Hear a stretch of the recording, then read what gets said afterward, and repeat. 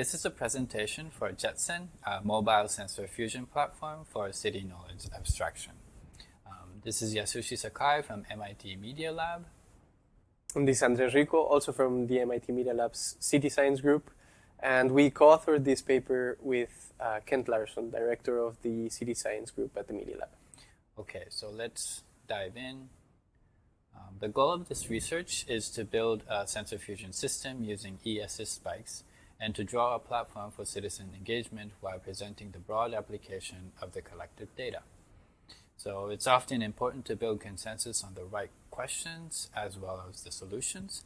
And for this research, we have examined how each steps of analysis can be mapped to discussions regarding maintaining and improving the city. So first, we're going to start by presenting you the architecture of the system. And we decided to have four different input sources. The first one is an environmental sensor developed here at the Media Lab.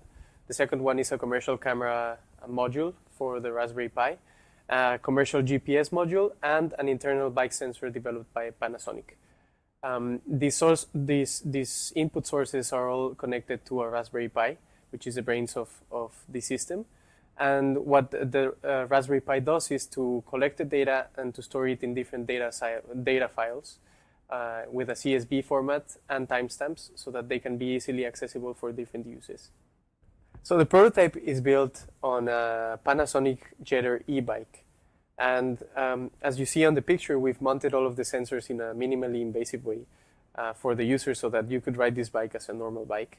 The main characteristic of this, the electrical system, is that it is all powered by the bike that powers the e-assist motor.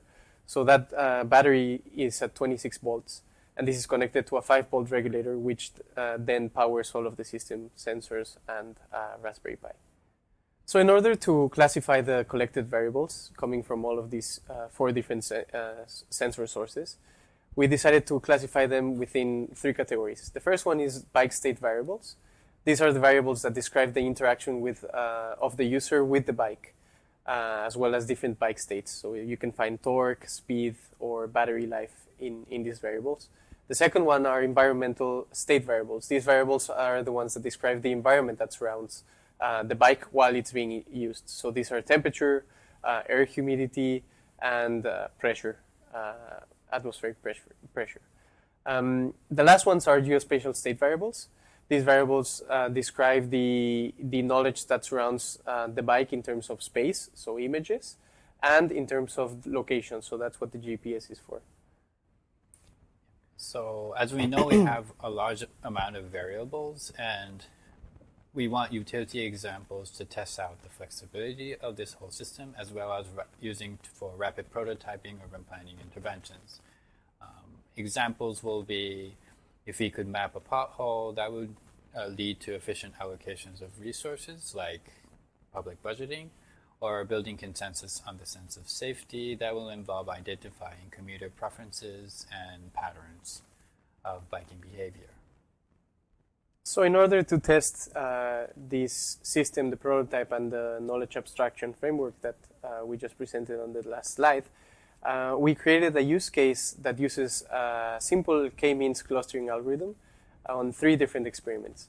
So the first experiment contains data that only corresponds to x-axis acceleration for a single trip.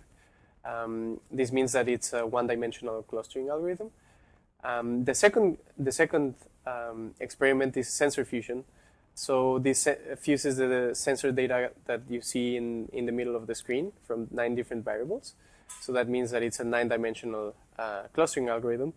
And then lastly, we also use a 9-dimensional clustering algorithm, but we concatenate it into multiple trips. So these are the results for the first experiment, the x-acceleration single trip clustering. We have on the y-axis, we have acceleration, and on the x-axis, we have time. And as we see, the different colors illustrate the different clusters that were generated by the algorithm. So we see that it manages to segregate different key points within the acceleration that differ from the acceleration average.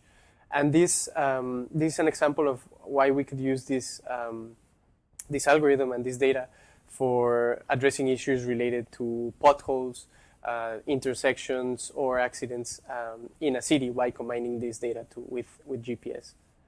So the second experiment gives us these results, and as we see that it's very different from the results of the first experiment. Remember that for this experiment we added variables that were not included on the last one, but they are extracted from the same bike trip. So we see here that instead of a horizontal clustering, we see it more vertically done, so it's more sequential. And this allows us to see that clusters tend to describe different moments within the bike trip. So we can see that you could extract information about when a person is accelerating, when a person is braking, when a person is pedaling fast or inputting more torque. So this can describe specific states within a bike trip. Now looking at the results from the third experiment, we see that they maintain the same characteristics, similar characteristics in terms of sequentiality as the second experiment, but the clusters are less granular, meaning that we can no longer see specific states within a bike trip, but we can manage to see differences between bike trips as a whole. So as we all saw in these examples, different interpretations could be done using different sections of the data, even using the same algorithm. And by nature, this research starts with a question, which the researcher provides his or her solution.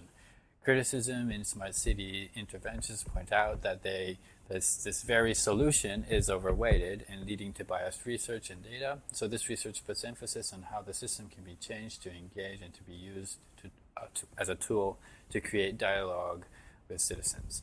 This may lead to discussions on how humans or society interacts with technology, a broader view of human-computer interaction. So the overlay shows that different analysis can be mapped to different levels of abstraction, which in turn will be used in different interventions of urban planning projects. For example, the single x-axis accelerometer experiment will well fit to infrastructure and lead to resource allocation, knowing where to fix potholes. And the single trip 9 sensor example may be used for specific user bike interactions, such as varying assist and brake rates. The multi-trip clustering may be used to understand biking behavior as a whole, which may lead, for example, bike safety education to kids. We pose the question that how these data collection projects can balance the attention between the solutions and questions in today's smart cities. And thank you for listening.